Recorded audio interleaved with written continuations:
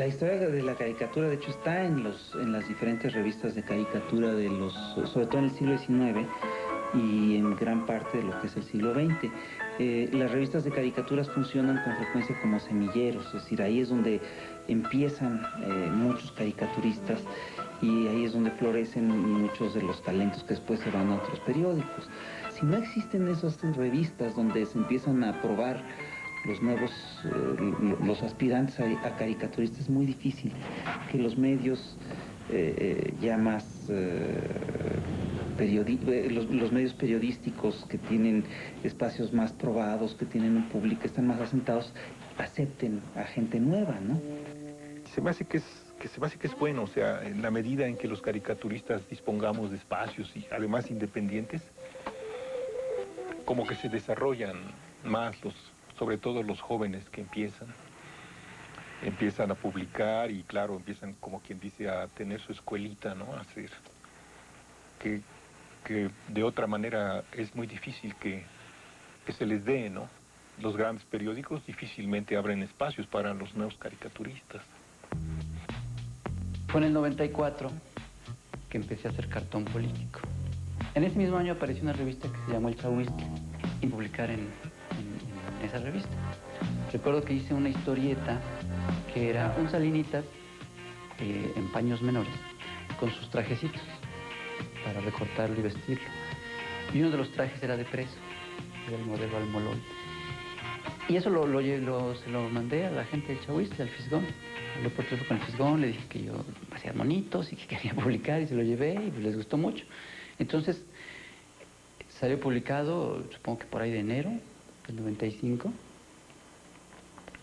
Y ¿qué será? Al mes, me invitaron a las reuniones en donde elaboraban la revista. Entonces, imagínate, yo empiezo a hacer cartón en agosto del 94. 3 o 4 meses después, estoy en una revista colaborando con Ríos, con el Fisgón y con Helguera. Yo, desde luego, siempre quise hacer caricatura independiente, crítica, etc. Desgraciadamente, antes de la salida del Chahuistle, pues yo no lo podía hacer, y menos solo. Digo, además, ¿quién me conocía? Yo... Entonces llegaba a los lugares y bueno, pues podía decir 2 o 3 cosillas por ahí, pero no podía yo ir mucho más lejos, ¿no? Entonces yo siento que la posibilidad de decir realmente lo que yo quería decir, pues solamente lo pude hacer hasta el Chahuistle, ¿no? Cuando iniciamos la Garrapata, nosotros éramos 4 directores que no dirigíamos nada. Entonces nos dirigíamos a nosotros mismos. Entonces tener una tribuna donde se puede decir lo que uno dice ya es una super ganancia.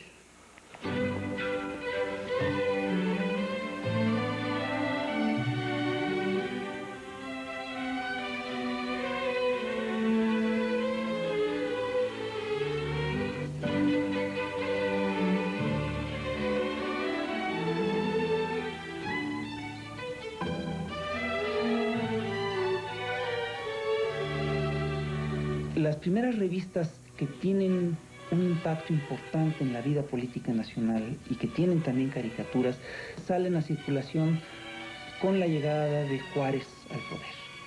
Y son básicamente, primero La Madre Celestina, que dura poco tiempo, y La Orquesta, que es una revista así fundacional. La Orquesta, fundada por Constantino Escalante y Carlos Casarín, que era su primo, era como una pequeña empresa familiar, y es una publicación que tiene mucho éxito y que llega a tener 11 años de vida. Es una revista que es fundamental para la historia del periodismo mexicano, para la historia, por supuesto, de la caricatura, y es una revista que también es muy importante incluso en términos de historia de México, porque con la llegada de Maximiliano, cuando se asienta el Segundo Imperio en la capital de la República, una de las pocas, desaparecen casi todas las grandes publicaciones liberales, desaparecen los grandes diarios, desaparece el Siglo XIX, desaparece el Monitor Republicano. Sin embargo, la orquesta sigue circulando y la orquesta hace una propaganda muy clara, muy abierta a favor de la causa juarista. Los que sacaban esta publicación se la jugaban, se arriesgaban. La revista recibe varias amonestaciones y algunos de los directores de la revista son incluso encarcelados. Sin embargo, la revista sigue saliendo y la revista además dura varios años más. Al triunfo de la causa juarista, cuando se establece la República Restaurada, la Orquesta es como la gran revista de caricatura de aquel tiempo. La Orquesta es emblemática para todo este periodo, es la revista de la República Restaurada. Sin embargo, posiblemente la revista más influyente, es decir, las revistas más influyentes son dos revistas que salen tiempo después de la Orquesta. La primera, yo creo que es la revista de humor mejor hecha de la historia de México, es la revista más notable, la que concita más talentos, es el Ahuizote. Y de hecho no es de extrañarse que el Ahuizote haya tenido tanta descendencia. Tuvo un hijo, varios nietos, bisnietos y hasta tataranietos en fechas recientes. Y es una revista, además, que no ha perdido frescura. Si tú la lees, todavía te encuentras, es decir, el lector del siglo XXI se podrá sorprender riéndose de los chistes que se hacían en el siglo XIX contra Lerdo y contra su gabinete.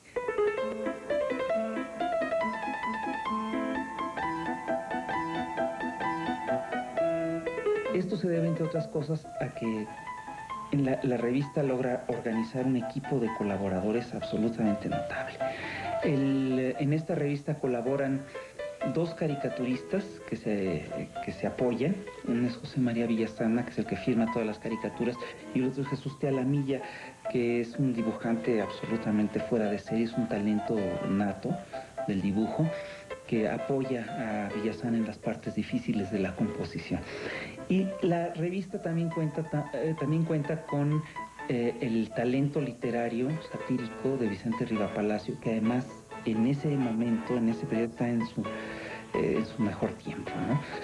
Y gráficamente y desde el punto de vista literario, yo creo que no tienen, es decir, hacen un conjunto muy íntegro, muy bien logrado, y que creo que hasta la fecha no tiene competencia. Entonces yo creo que la revista mejor hecha, la revista clásica en términos de manufactura en México, la revista satírica clásica es el Ahuizote. Sin embargo, la revista que tuvo más impacto político a largo plazo, creo yo que es El Hijo del Ahuizote.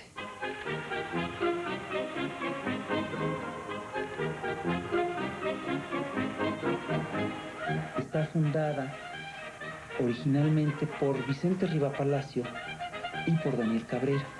Y en particular están muy molestos y están muy enojados por el establecimiento de una ley mordaza. La libertad de imprenta había sido una de las banderas fundamentales del grupo liberal. Era una de las pocas banderas que aglutinaban a todos los bandos. Sin embargo, Porfirio Díaz primero y después el Manco González, a pesar de que cuando son oposición usan la libertad de imprenta y exigen libertad de imprenta, cuando llegan al gobierno empiezan a restringirla. Entonces, el Hijo del Ahuizote va a hacerle una oposición constante, radical, desde la izquierda al régimen porfirista durante cerca de 17 años. Y se dice aprisa, pero mantener la libertad de imprenta durante el régimen porfiriano significó una proeza notable en términos de libertades civiles, y es algo que solo pudieron hacer pues lo que podríamos hoy llamar héroes civiles, ¿no? Sí, yo sí creo que Daniel Cabrera es un héroe civil. Entonces yo sí creo que es la revista política con caricaturas que más influencia ha tenido en la historia del país.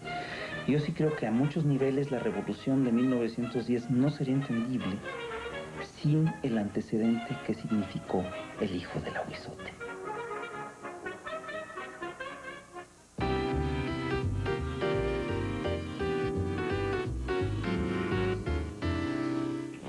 La fusión de sus instrumentos ha traspasado fronteras. Ahora comparten con nosotros por qué es un mundo binario y sin control se ve al revés. viaja a través de su sonido en vivo mientras recuerda sus mejores videos. Canal 11 presenta... Hola, ¿qué tal? Nosotros somos Café Tacuba y estamos aquí para presentarte una presentación que presentamos presentándola en el Canal 11.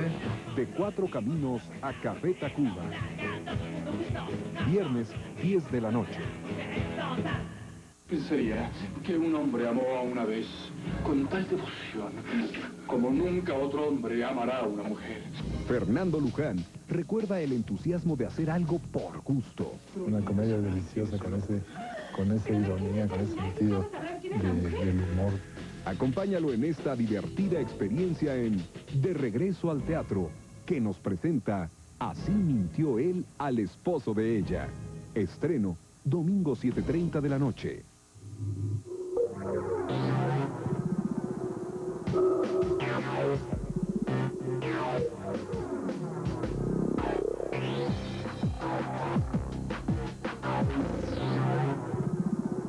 Enseguida, no te pierdas la guía de los 10 de Oaxaca. Y al terminar, noticias con Adriana Pérez Camus.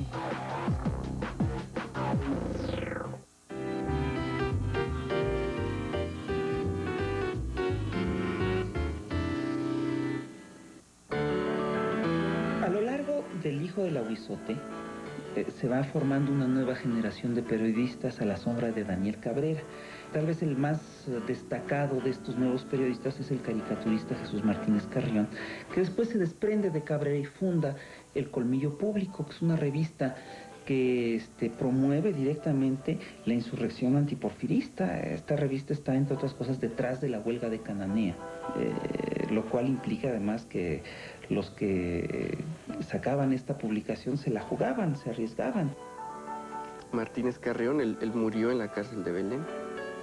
El régimen de Díaz lo metió ahí y ahí murió de tifo. Pues ese es un verdadero mártir de la caricatura y nadie se acuerda de él, nadie lo rescató.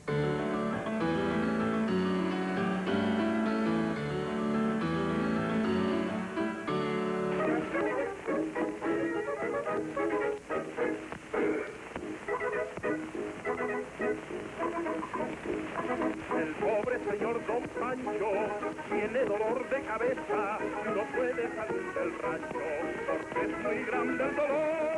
Su cara pálida y mucha parece lamentar a ver, pero recuerda su angustia, lo que le diera un doctor. Cuando llega Madero al poder, Madero vuelve a establecer la libertad de imprenta, que es una de las viejas demandas de los liberales. Y quien la aprovecha vuelve a ser otra vez el bando porfirista, que saca varias publicaciones antimaderistas que son muy exitosas y que están además muy bien hechas. El trato que le dan estas publicaciones a Madero, el hecho de que Madero es después ejecutado vilmente, y el hecho de que muchas de estas revistas de caricatura que atacaron con una furia inusitada a Madero callen ante la llegada de Huerta, desacredita ante los ojos de un sector importante de revolucionarios a lo que es la prensa de caricaturas. Se ha dicho muchas veces que la prensa tumbó a Madero, ¿verdad? O ayudó a que cayera Madero, ¿no?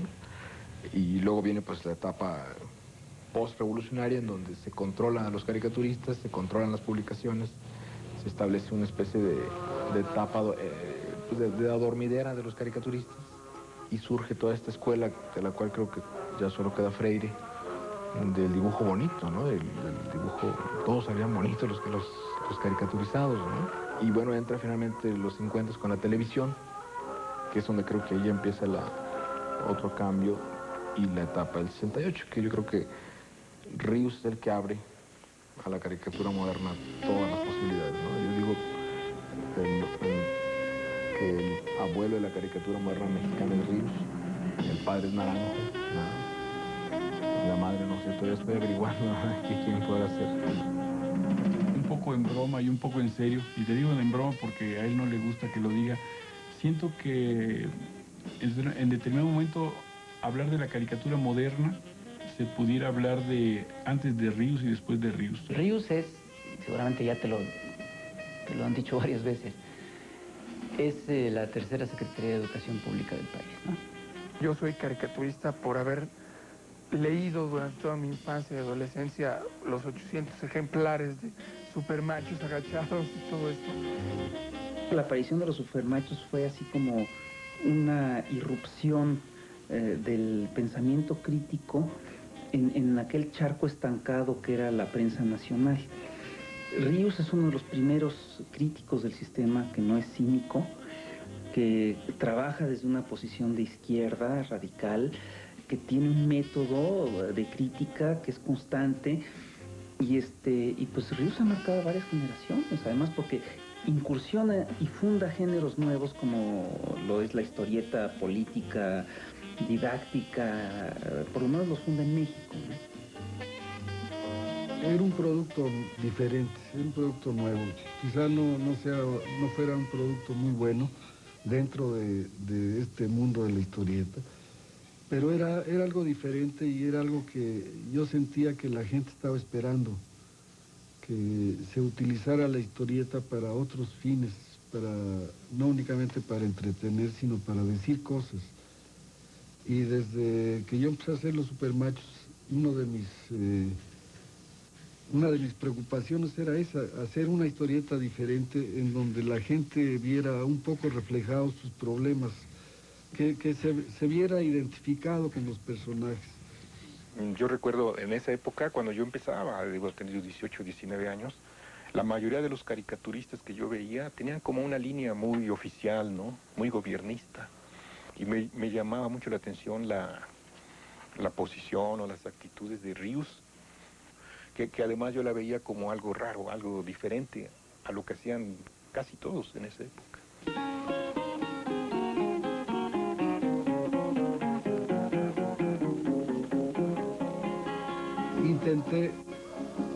Traté o probé de hacer un pueblo que representara a todo el país. Es todo ese mundo que yo traté de hacer en la historieta con los Sangarabatos y de meter ahí a todos los personajes que representaban a las distintas clases de la sociedad, los policías, el poder, los intelectuales, y la gente pues que nada más está ahí de comparsas, pues.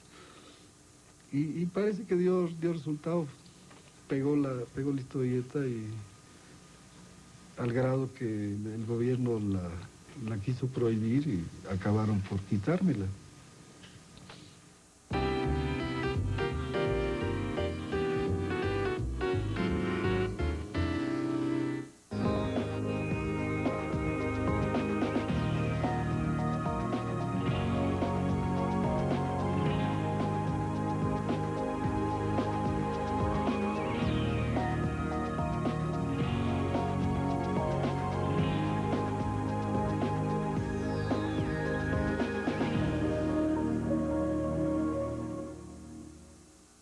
En el horario estelar de hoy podrás ver De Oficio Monero, La Guía de los 10, Noticias y Abrelatas.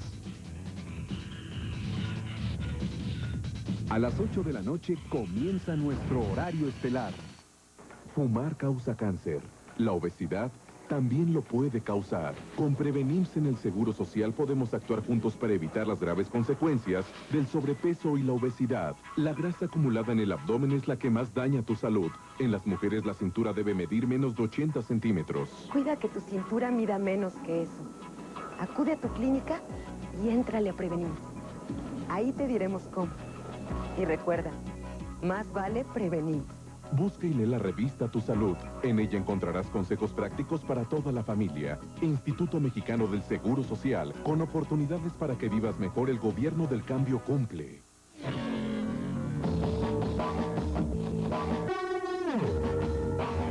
Al finalizar esta emisión, la guía de los 10 de Oaxaca, no te la pierdas.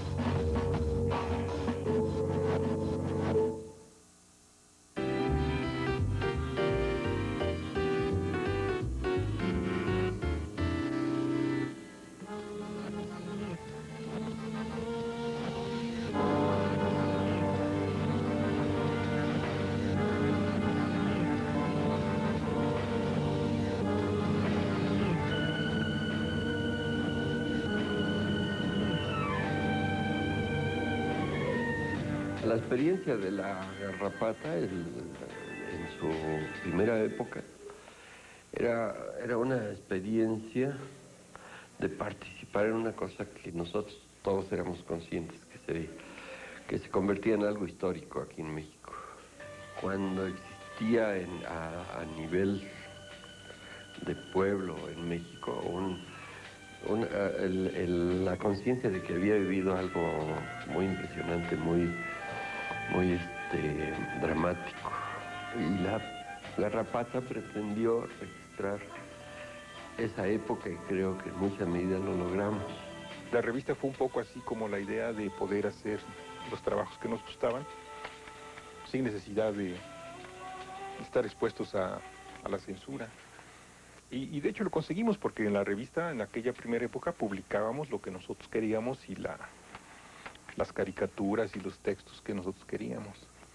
La tercera época salió como 10 años después, en 1979 o algo así, con un nuevo grupo de gentes, tanto colaboradores como los que la dirigíamos, ¿no?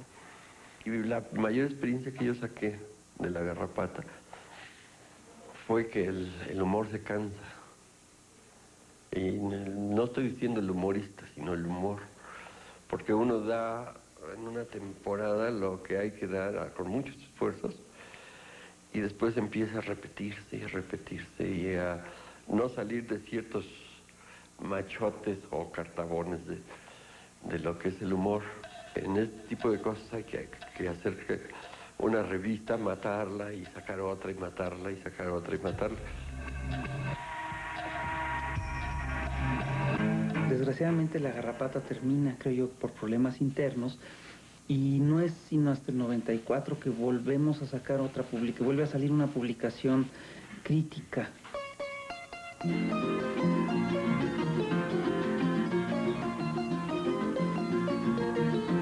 Editorial Posada quería volver a sacar Los Agachados y le propuso a Ríos volver a hacer Los Agachados. Ríos dijo que no estaba loco para volver a hacer la revista, que sí lo está, pero bueno. Y entonces más bien él contrapropuso hacer una especie de nueva Garrapata. Invitó al Fisgón y Helguera para hacerlo. Y el Chahuistle empezó en ese momento, o sea, fue como una coyuntura muy importante y se vendía muy bien el Chahuistle. Llegó a vender, creo que 100,000 ejemplares. La idea, la intención que tuvimos desde un principio al hacer el Chahuistle era pues decir todo lo que no se podía decir en la gran prensa nacional. Entonces, hasta fijamos una estrategia, cosa que fue, la trabajamos, la pensamos, y esta estrategia tiene que ver con el hecho que yo había estado estudiando todo lo que era la prensa del siglo XIX. Nos cayó el 20 a todos de que de repente era una vergüenza, que en 1870 eran más libres los caricaturistas y decían más cosas que las que decíamos nosotros en 1970. Y esta coyuntura se dio en las elecciones del 94. Cuando Zedillo ya es presidente electo y Salinas sigue siendo el presidente en funciones.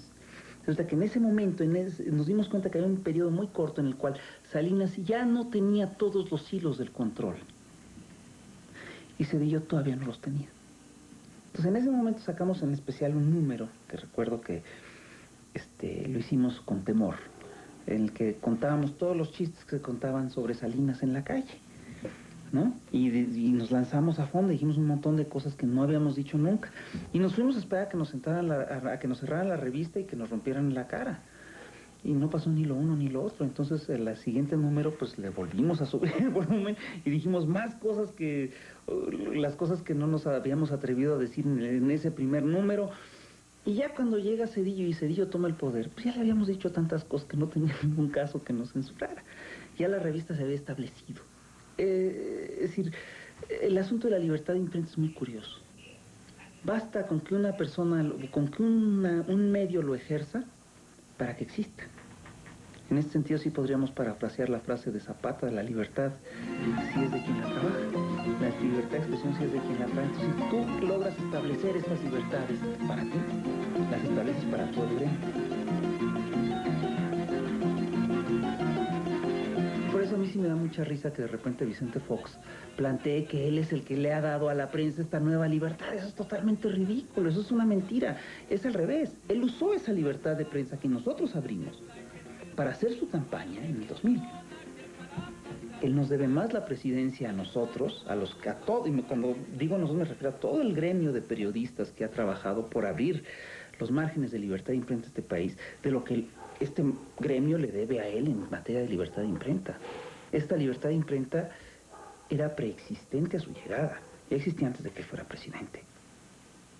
Entonces sí, creo que estamos viviendo un muy buen momento de libertad de imprenta y que tenemos que luchar por conservarlo.